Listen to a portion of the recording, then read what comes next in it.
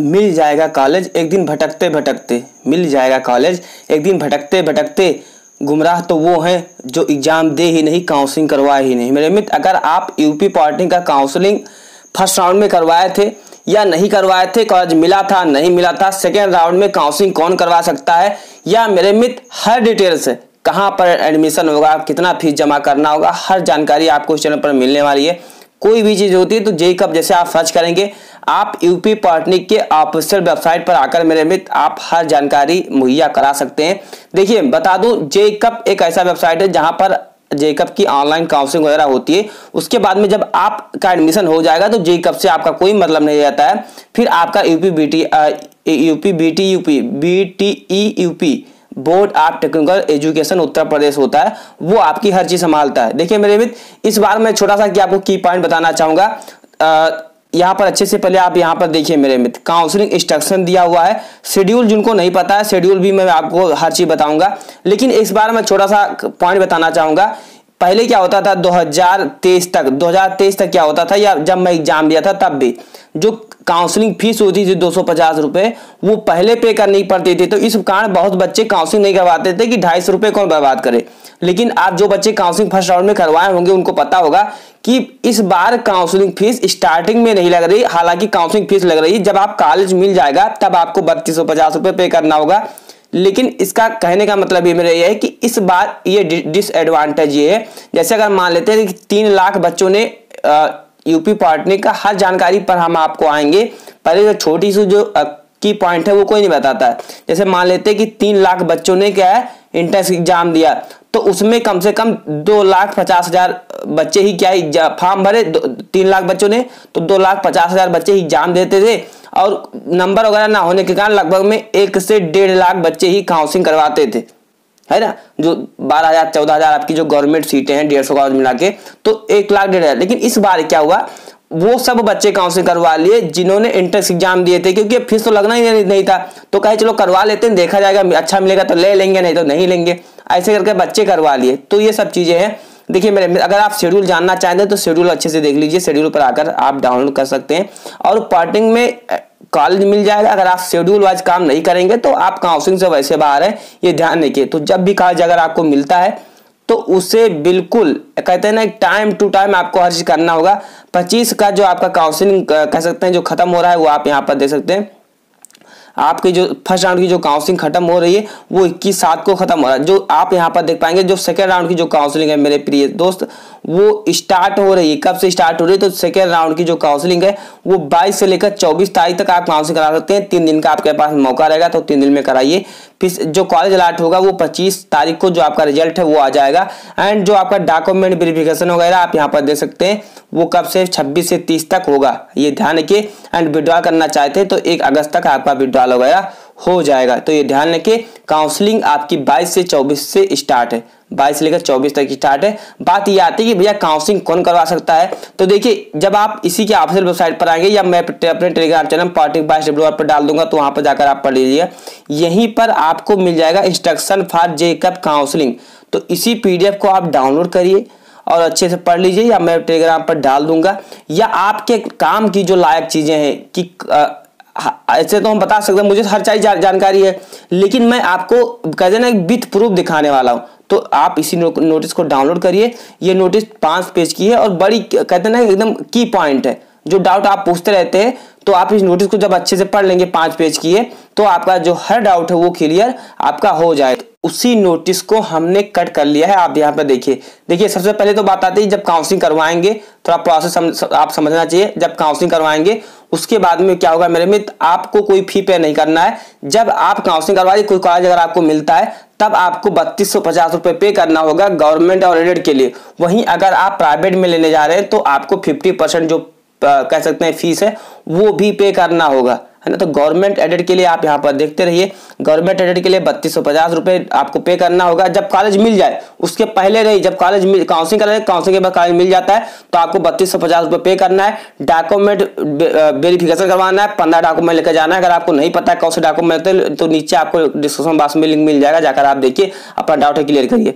तो government aided के लिए यहाँ पर देखिए, राजकीय और अनुवादित संस्थाओं में 3250 रुपए, जिसमें से आपकी मेरे मित्र 3,000 रुपये सीट रिजर्वेशन की फीस होती है। ये 11,000 की जो आपकी गवर्नमेंट पार्टी जो सीटें होती है उसी में ऐड होती है। तो अब आपको 8,000 जब एडमिशन लेने जाएंगे तब आपको पे करना होगा।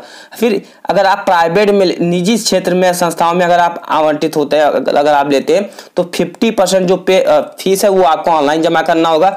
250 रुपये मेरे मित्र आपको क्या है और पे करना होगा। जैसे मान लेते हैं किसी भी प्राइवेट कॉलेज की जो फीस है वो है 20,000 रुपये सालाना। आपने कॉलेज वालों से बात किया, 20,000 रुपये बता दिए, तो आपको 10,000 रुपये प्लस में क्या है मेरे 250 रुपये आपको पे करना है, यानी कि 10,250 रुपये आपको पे करना। आई होप कि आप समझ गए होंगे। जो नेक्स्ट डाउट आपको बनता है काउंसलिंग लागत, देखिए यहाँ पर अच्छे से देखिए, जो आपका डीबी होगा या डॉक्यूमेंट वेरिफिकेशन होगा मेरे मित्र, आपके द्वारा जनपद में किसी भी सहायता केंद्र को डॉक्यूमेंट वेरिफिकेशन के चुना जा सकता है। जब आप काउंसलिंग करवाए होंगे या करवाएंगे तो आप कहीं पर भी अपना जो डॉक्यूमेंट वेरिफिकेशन है वो करवा सकते हैं। यानी आप जब काउंसलिंग करवाएंगे मेरे मित्र तब आपको एक ऑप्शन मिलता है कि आप अपना जो डीबी सेंटर है कहाँ रखेंगे। जैसे कुछ बच्चे क्या है यूपी के मान लीजिए वो बस्ती से हैं या गोंडा से हैं, तो वो मेरे मित्र काउंसलिंग करवाएंगे तो आप बस्ती से हैं। जैसे कुछ बच्चे होते हैं कि जैसे हम मान लेते हैं कि वो हैं बस्ती से, रहते वो हैं लखनऊ में, है ना, लखनऊ में कॉलेज मिला है उनको गोरखपुर। तो मेरे मित्र आप इन तीनों कॉलेज में से आप कहीं को भी चुन सकते हो, कहीं पर आप काउंसलिंग की जो डॉक्यूमेंट वेरिफिकेशन है करवा सकते हो। हालांकि एडमिशन तो वही होगा जहां आपको कॉलेज मिला है, लेकिन अपना जो डॉक्यूमेंट वेरिफिकेशन है आप कहीं करवा सकते हो, बशर्ते जब आपने काउंसलिंग करवाया हो तो आप जो कॉलेज चुनेंगे उसे वहीं पर आप करवा सकते हो, ये ध्यान रखिएगा। फिर जो बहुत अच्छी चीज आती है, काउंसलिंग द्वारा सीट आवंटन स्वतः फ्रीज होगी। तो कोई कॉलेज अगर आपको अलॉट हो रहा है तो वही कॉलेज काउंसलिंग में चूज करिए। जो कॉलेज अगर आपको मिल जा रहा है तो आपको लेना पड़े, तो इसलिए अगर पहले क्या होता था फ्रीज फ्रॉड का ऑप्शन होता था, लेकिन इस बार हटा दिया गया। बहुत सारी चीज इस बार चेंज किया गया है। काउंसलिंग स्वतः फ्रीज हो जाएगी, या कोई कॉलेज आपको मिलता है तो आपकी वो काउंसलिंग थोड़ा फ्रीज हो जाएगी और वो कॉलेज आपको लेना ही पड़ेगा। अगर आप नहीं लेते हैं तो आप जैसे फर्स्ट राउंड में कोई कॉलेज अगर आपको मिला हुआ है, अगर आप नहीं लेते हैं तो आप सेकंड, ये ध्यान रखिए, सेकंड में काउंसलिंग नहीं करवा पाएंगे, लेकिन थर्ड में आप करवा पाएंगे, फिफ्थ में आप करवा पाएंगे। तो ध्यान रखिए, कोई बच्चा क्या है फर्स्ट राउंड में कॉलेज नहीं लेता है तो वो सेकंड राउंड में नहीं करवा सकता, बाकी थर्ड फिफ्थ में करवा सकता है, ये ध्यान रखिएगा, है ना। तो ये सब चीजों को ध्यान रखना है। जैसे आप यहाँ पर देख सकते हैं मुख्य, यहाँ पर देखिए मुख्य एवं विशेष काउंसलिंग को किसी भी चरण में सीट आवंटन के पश्चात अभ्यर्थी द्वारा काउंसलिंग शेड्यूल में निर्धारित तिथि में एक्सेप्टेंस या काउंसलिंग शुल्क जमा नहीं किया जाता है तो वह अगले चरण में पुनः विकल्पों को जोड़कर काउंसलिंग जो प्रतिभाग है वो कर सकता है। देखिए कहना ये चाहते हैं, जैसे अगर कोई बच्चा कोई कॉलेज, जैसे मान लीजिए आपका नाम क्या है राजेश है, तो मेरे मित्र आप काउंसलिंग करवाएंगे तो अगर आपको कोई कॉलेज अलॉट किया जाएगा तो मेरे मित्र आप चाहें तो वो कॉलेज ना लेते हुए आप फीस ना जमा करिए। पिछली बार क्या होता था, अगर आप फीस नहीं करवाएंगे, डीबी नहीं जमा करेंगे तो आप काउंसलिंग से बाहर हो जाते थे, लेकिन इस बार चेंज किया गया है। कोई कॉलेज अगर आपको मिलता है, अगर आपको पसंद नहीं है, ब्रांच पसंद नहीं है, तो आपको परेशान होने की बात नहीं है, आपको उसमें कुछ नहीं करना है, बस आपको क्या है नेक्स्ट राउंड में पार्टिसिपेट करना होगा बस। लेकिन पिछली बार क्या होता था कि आप पूरे काउंसलिंग से बाहर हो जाते थे, ये ध्यान रखना है ना, ये ध्यान रखिएगा। काउंसलिंग के प्रथम 3 यहाँ पर देखिए कुछ बच्चे कहते हैं ना कि कितने विकल्प हम भर सकेंगे, तो काउंसलिंग के प्रथम 3 चरणों में असीमित विकल्प भरने की सुविधा होगी। द्वितीय अथवा तृतीय चरण में पूर्व चरण में भरे गए विकल्प, जैसे अगर आपने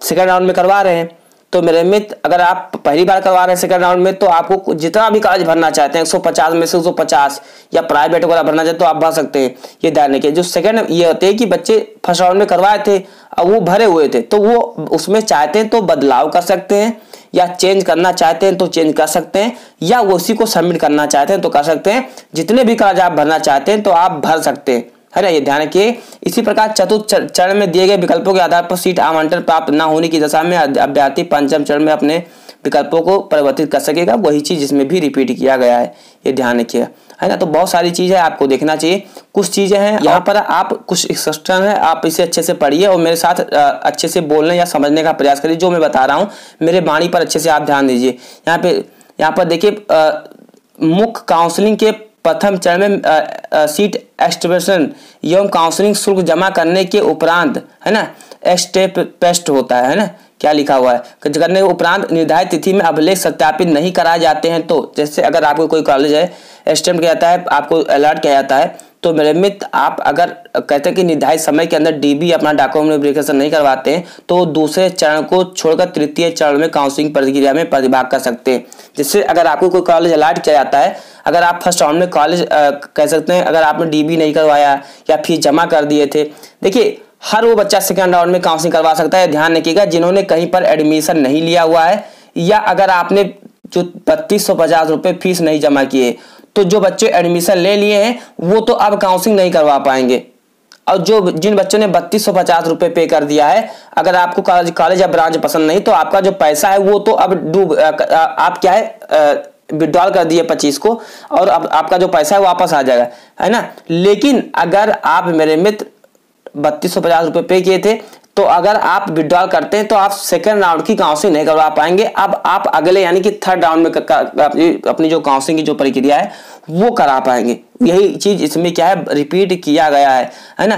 तृतीय चरण के काउंसलिंग विशेष यहाँ पर आप देखिए मेरे मित्र, तृतीय चरण के छोड़कर विशेष काउंसलिंग चतुर्थ चरण में काउंसलिंग की प्रक्रिया परिभाग करने वाले अवसर प्रदान किया जाएगा।